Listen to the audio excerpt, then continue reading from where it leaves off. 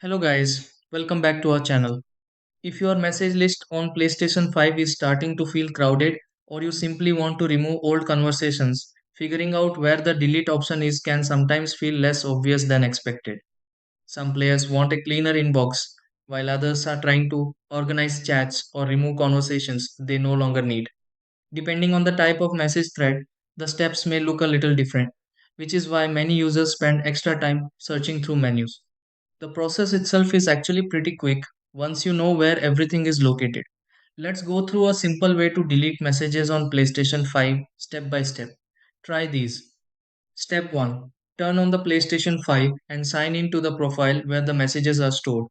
Step 2. Open the messages section on the PlayStation 5 from the main menu area. Step 3. Select the conversation on the PlayStation 5 that you no longer want to keep.